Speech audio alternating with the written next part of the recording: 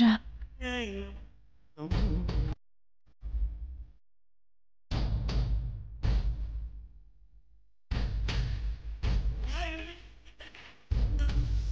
ఊరుకో శ్రావణ్, రా.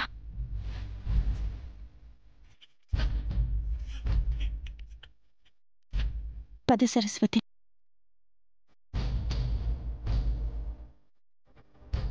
కూర్చో.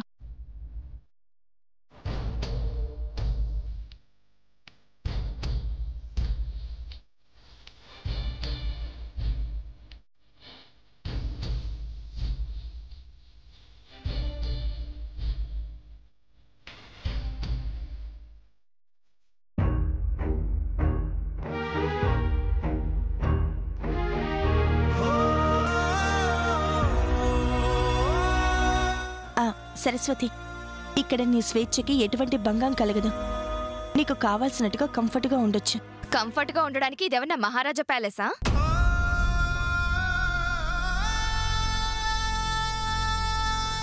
ఒక మనిషి ఉండడానికి కూడా ఇబ్బంది పడే గుడిసె. ఈ పాటి దానికి స్వేచ్ఛగా ఉండు, కావలసినట్టుగా ఉండు.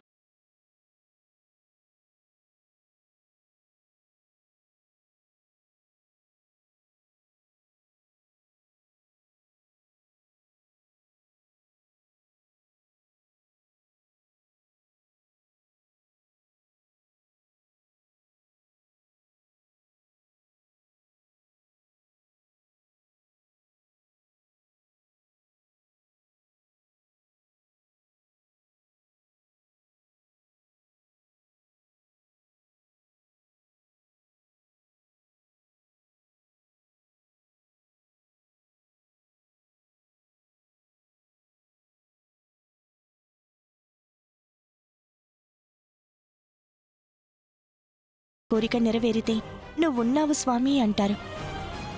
గట్టెక్కలేని కష్టం వస్తే అసలు నువ్వున్నావా అని నిలదీస్తారు. భక్తుడి దృష్టి మారింది కానీ దేవుడు అలాగే ఉన్నాడు. ఒకప్పుడు అక్కగా నీ తోడు లేకపోతే నా జీవితం ఏమైపోయేదో అన్నావు. నేను బలవంతంగా నీ పెళ్లి చేసేసరికి నీ వల్లే నా జీవితం పాడైపోయింది అంటున్నావు. నేను మాత్రం ప్రతిదీ నీ మంచి కోరే చేశాను. నీకు మాత్రం నీకు ఎదురైన అనుభవాల్ని బట్టి నా మీద అభిప్రాయాన్ని మార్చుకున్నా. నిన్న కూడా నీకు ప్రమాదం జరగకూడదని మంచి ఉద్దేశంతోనే ఆ గుమ్మంలో కాలు పెట్టాను. కానీ నువ్వు నన్ను అపార్థం చేసుకొని ఆవేశపడి నన్ను మాటలన్నావు. ఇప్పుడు గుమ్మం బయటికి అడుగుపెట్టా. ఇంతకు ముందు ఇలాగే మాయ మాటలు చెప్పి శ్రావణ్తో పెళ్లి దాకా తీసుకెళ్ళాం. ఇప్పుడు నీ మరిదికి దగ్గరవ్వాలని మాయ మాటలు చెప్తున్నావు. నిజంగా నువ్వు నా మంచి కోరేదానివైతే పీటల మీద నుంచి నేను వెళ్లిపోయినప్పుడు వీర్ రాఘవ్తోనే నా పెళ్లి చేసేదానివి. ఇక నువ్వెన్ని చెప్పినా నేను నమ్మను. నమ్మకం అనేది మాటలతో ఏర్పడదు సరస్వతి, చేతులతో ఏర్పడుతుంది. కలుసుకున్నప్పుడు పంచుకునే భావాల్ని బట్టి కలుగుతుంది. నువ్వు నిలబడితే కూర్చునే ప్లేస్ కూడా లేని ఈ గుడిసెలో కలిసుండి భావాలు పంచుకోవాలా? చూడు సరస్వతి, ఇరుకు విశాలం అనేది వైశాల్యాన్ని బట్టి కాదు, మనసును బట్టుంటుంది. మన మనసు విశాలమైతే ఇరుకు గది కూడా రాజమహల్లా అనిపిస్తుంది. మనసు ఇరుగ్గా ఉంటే ప్యాలెస్ కూడా ఇరుగ్గానే కనిపిస్తుంది. కలిసి ఉండాల్సిన వాళ్లతో సర్దుకుంటూ పోతే సంతోషం ముంగిటుంటుంది. అలా కాదు, తట్టాబుట్టా సర్దుకొని ఏకంగా పోవాలనుకుంటే ప్రతి క్షణం సంకటంగా అనిపిస్తుంది. ఏం కావాలో డిసైడ్ చేసేది మన ఆలోచన మాత్రమే.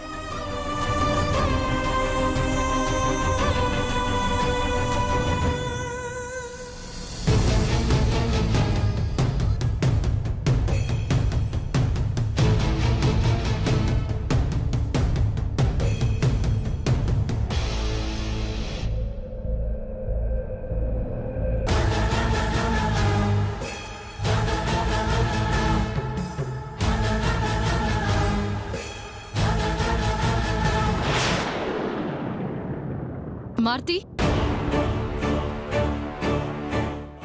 అనగనగా ఒక గుర్రం ఉంది మారుతి. దాని 4 కాళ్ళు చాలా బలంగా ఆరోగ్యంగా ఉన్నాయి. ఆ గుర్రం ఆ రౌతుని నమ్మి ఆ రౌతు ఎటు పరిగెట్టిస్తే అటు పరిగెట్టింది. కాని ఆ రౌతు తను చెప్పినట్టే గుర్రం వింటోంది కదా అన్న పొగరుతో 4 కాళ్లల్లో ఒకదానికి రాయిని తగిలించింది. దాంతో ఆ గుర్రానికి ఒక కాలు విరిగి రౌతు కింద పడింది. ఒక కాలుని కుంటిదాన్ని చేసిందన్న కోపంతో ఆ 3 కాళ్ళు రౌతుని విరిగిన 4 కాల్ని పక్కన పెట్టాయి. పాపం కదా మారుతి.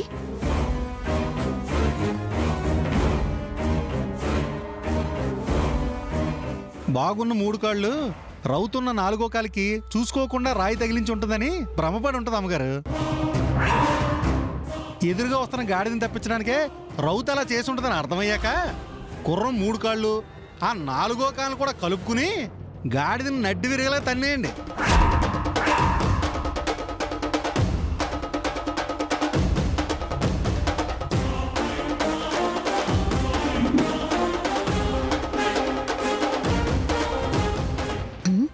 నేను కథ ఏ ఉద్దేశంతో చెప్పానో అర్థమై వీడు నన్ను గాడిద అన్నాడా లేక క్యాషువల్గా అన్నాడా?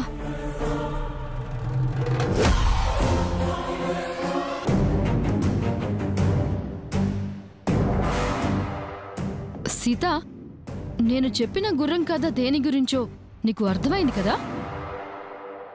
నాకర్థమైంది, కానీ నీకే ఒక విషయం అర్థం కాలేదు. ఏంటది? నేను బయటున్నాను, సరస్వతి శ్రావణ్లు లోపలున్నారు.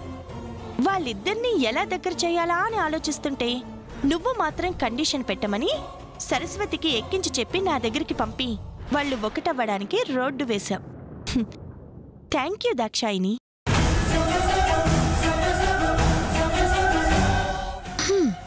నీకు మళ్ళీ అదే గుర్రం ఎగ్జాంపుల్ చెప్పాలి సీత. గుర్రాన్ని నీటి దాకా తీసుకెళ్లగలం కానీ బలవంతంగా నీళ్లు తాగించలేం. తాళైతే బలవంతంగా కట్టించగలిగావు కానీ సరస్వతి మనసు మార్చి కాపురం చేయించగలవా? ఎన్నో అవంతరాలు దాటి శ్రావంతో సరస్వతికి పెళ్ళయింది. దూరంగా ఉన్న వాళ్ళిద్దరినీ కలిపే అవకాశం నా చేతికొచ్చింది. తాళి బంధం గొప్పది. వాళ్ళని కలపాలన్న నా సంకల్పం బలమైనది. ఖచ్చితంగా కలిసిపోయి కాపురం చేస్తారు.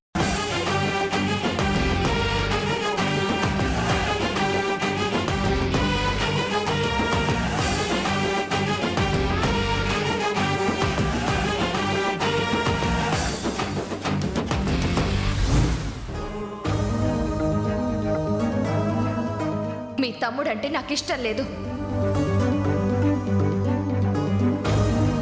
అతనితో కాపురం చేసే ఉద్దేశమే లేదు.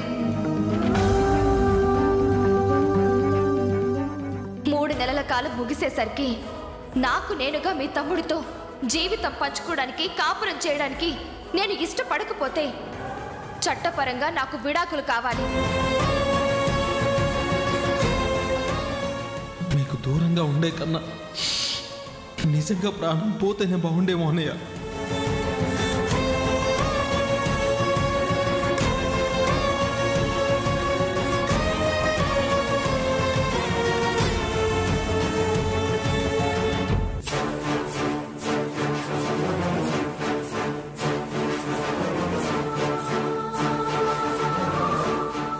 సీతమ్మ అతి మంచితనం ఆవిడకే కష్టాలు తెచ్చిపెడుతుంది. మరీ అంత మంచిగా ఉండకమ్మా అంటే వినిపించుకోదు. అయినా పెదబాబుకి శంకరబాబుకి ఏమైంది? అమ్మగారి విషయంలో మరీ అంత మూర్ఖంగా ఉండడం ఏంటో నాకు అర్థం కావట్లేదు. దాక్షాయనమ్మ గురించి నిజం ఎవరికి చెప్పొద్దని సీతమ్మ గారు ఒట్టేయించుకున్నారు కాబట్టి ఆగాను. లేదంటే అందరి ముందు నిలబెట్టి కడిపారేసేవాడిని.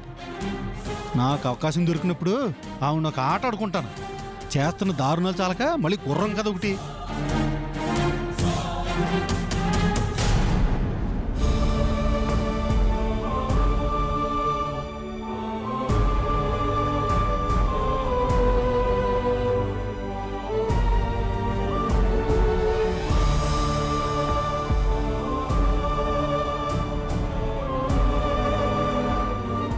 నానిబాబు,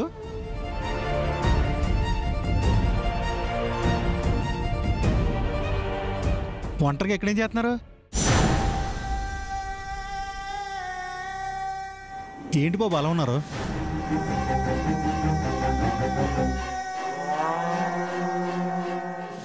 నా అనుమానం నిజమవుతుందేమో అని భయంగా ఉంది మారుతి. సిద్ధాంతి గారు చెప్పినట్టు ఒకరికొకరు నిజంగానే వేరైపోతామా? పెళ్ళై వచ్చిన ఆడపిల్ల అన్నారు కాబట్టి, పెద్ద కోడలు పెద్దొదినే కాబట్టి తన వల్లే మేము విడిపోతామా?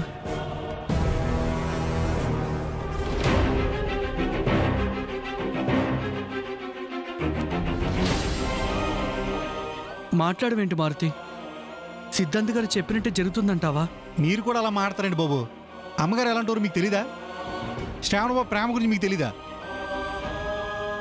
అరే వాళ్ళిద్దరినే కలపాలనే కదా అమ్మగారు వాళ్ళకి పెళ్లి చేసింది. ఆ విషయం ఏ ఒక్కరు అర్థం చేసుకోకుండా అమ్మగారు చేసిన మంచిని చెడుగా చూసి అలా అంటారేంటి? అమ్మగారు ఏం చేసినా మీ బాగు కూరే చేస్తారు కదా. ఆవిడ ఎందుకంటే మిమ్మల్ని విడగొట్టాలనుకుంటారు? అయినా ఇవాళ రేపు మంచితనం పనికిరాదండి. అది కాదు మారుతి, వదిన మంచితనమే కుటుంబాన్ని విడగొట్టేలా చేస్తుందేమో అంటున్నా. మీ అందరితో వచ్చిన సిక్కే ఇది బాబు. ఎవరి పక్షాన ఉండాలో తెలీదు. న్యాయం పేరుతో మంచి చేసే వాళ్ళు దూరంగా పెడతారు. అసలు నాకు తెలియక అడుగుతాను, శంకరబాబు ఎందుకండి అమ్మగారి మీద అగ్గి మీద గుగ్గులు అయిపోతున్నారు? వదినైనా బిడ్డలా చూసుకుంది కదా. తనే వెళ్ళి పెదబాబు గారితో అయ్యిందేదో అయిపోయిందని సర్ది చెప్తే కాదంటారా? పెదబాబు గారికి తమ్ముడుగా అండగా ఉండడం మంచిదే, కానీ ఆయన కోపాన్ని ఇంకా రెచ్చగొట్టండి బాబు. పోనీ ఆ బాబుని కూడా వదిలేండి. దాక్షాయన అమ్మైనా అమ్మగారిని అలా బయటికి పంపించడం తప్పని మొగుడుకో మాట చెప్పాలి కదా. ఆవిడ్ని దత్తత తీసుకుని మరీ పెళ్లి చేసింది అమ్మగారే కదా. ఆ విషయం ఆవిడ గారు మర్చిపోరా? తన జీవితం కోసం ఇంత చేస్తే దాక్షాయన్ గారు అమ్మగారి తరపున ఒక్క మాట కూడా మాట్లాడలేదు. మీరన్నట్టు ఆవిడొచ్చాకే ఇంట్లో గొడవలు మొదలైనవి. గదిలో శంకరబాబుకి ఏ నూరు పూసిందో ఏంటో. ఇంతకుముందు వదిలిని దేవతలా చూసిన శంకరబాబు ఇప్పుడు ఎదురు తిరిగి మాట్లాడుతున్నాడు. నేనంటే పనుణ్ణి, నాకు మాట్లాడే హక్కు లేదు.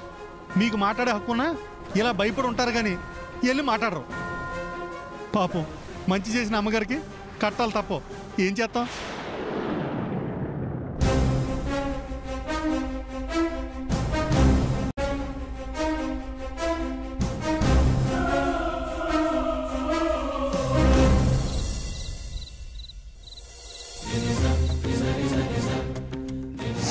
అలాంటి నేను అక్కడ ఎంతకాలం ఉండాలి? అందుకు గల కాల పరిమితి ఎంత? శ్రావణ్ణి మనస్ఫూర్తిగా భర్తగా అంగీకరించడానికి 3 ముళ్ళ సాక్షిగా 3 నెలల వ్యవధి చాలు. 3 నెలల కాలం పూర్తయ్యాక కూడా అతనితో కాపురం చేయడానికి నేను సిద్ధంగా లేకపోతే నువ్వే చెప్పు. విడాకులు, విడాకులు, విడాకులు, విడాకులు.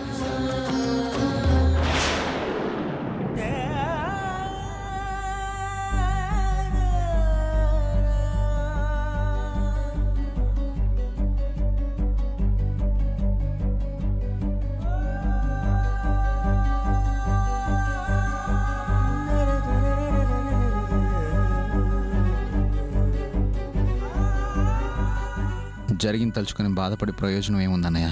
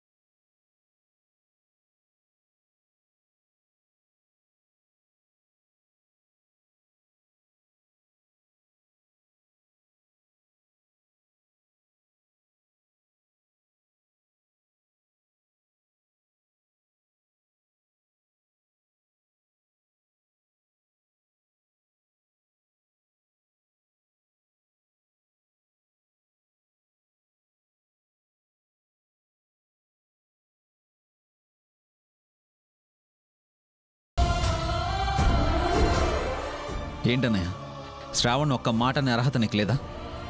అంత మాత్రానికి అలిగి ఇంట్లో నుంచి వెళ్ళిపోయి తాగి పడిపోతాడా? వదిన్ని వెనకేసుకొచ్చి నీ నిర్ణయాన్ని తప్పుపట్టి అన్నేసి మాట్లాడాలా? నిన్నంటుంటే నా రక్తం మరిగిపోయింది. వాడన్న మాటలకి పాపం దాక్షాయని కూడా చాలా ఫీల్ అయింది.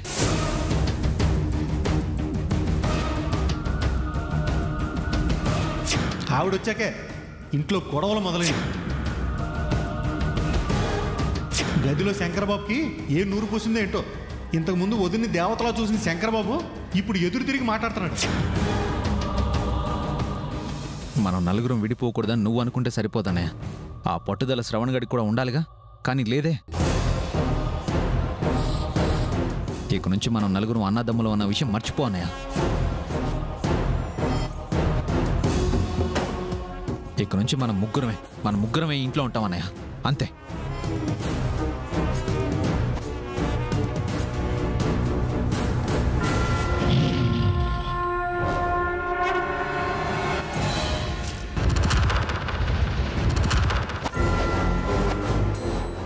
నిజంగానే శంకరన్నయ్యలో మార్పు వచ్చింది.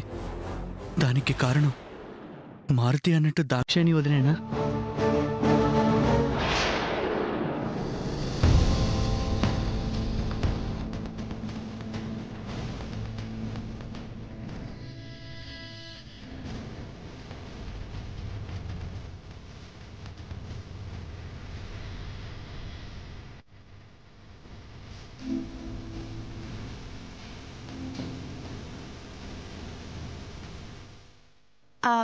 శ్రవణ్, వంట రెడీ అయింది, తినడానికి రా. సరే వదినా.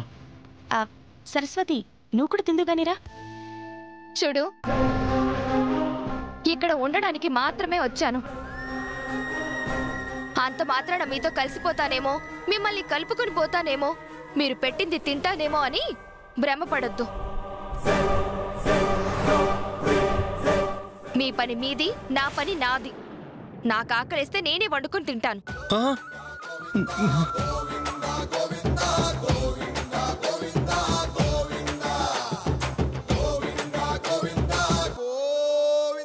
అబ్బబ్బబ్బబ్బబ్బబ్బా, ఏమో అనుకున్నాను గాని నీకు చాలా ధైర్యం ఉంది సరస్వతి.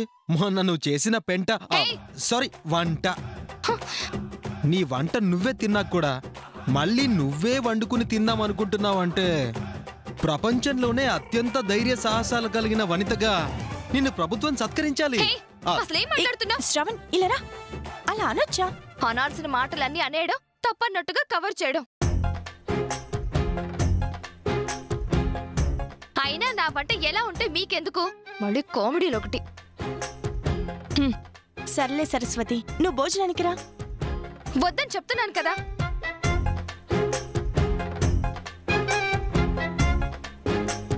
శ్రావణ్, ఇలారా.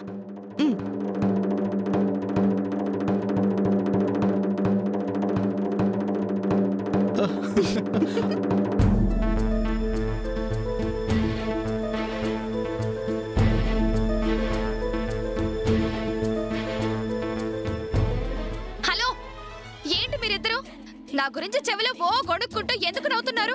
అరే, అపార్థం చేసుకోకు సరస్వతి. వదినే నీ గురించి చాలా గొప్పగా చెప్పింది. అది విని నా మనసు ఉప్పొంగిపోయి, నా తనువు ఆనందంతో పరవశించిపోయి నవ్వొచ్చిందంతే. వెటకారాలు చాలు. లేదు సరస్వతి, శ్రావణ్ ఎక్స్ప్రెషన్ రాంగ్ ఏమో కానీ నేను మాత్రం నీ గురించి కామెడీ చేయలేదు, చెడుగా కూడా చెప్పలేదు. నీ గురించి చాలా గొప్పగా చెప్పాను.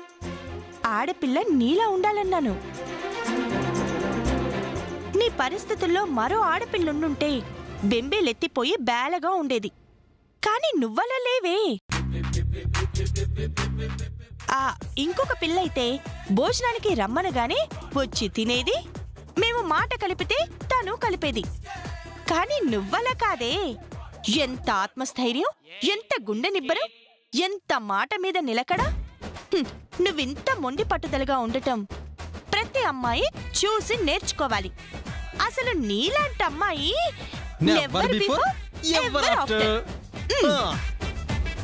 చాలు చాలు, మీ పొగడ్తలు నాకేం అవసరం లేదు.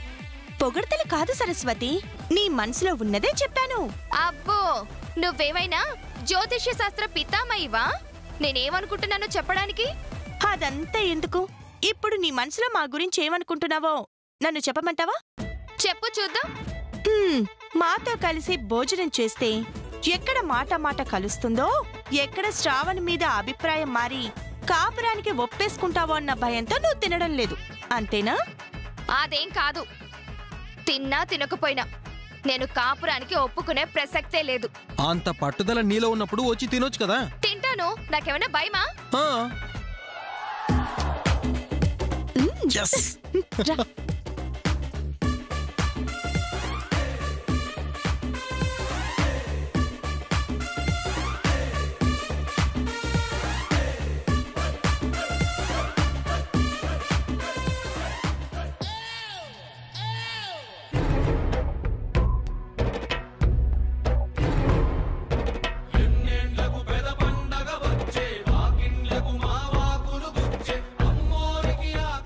శ్రావణ్ అంత హడావిడిగా తింటుందేంటి?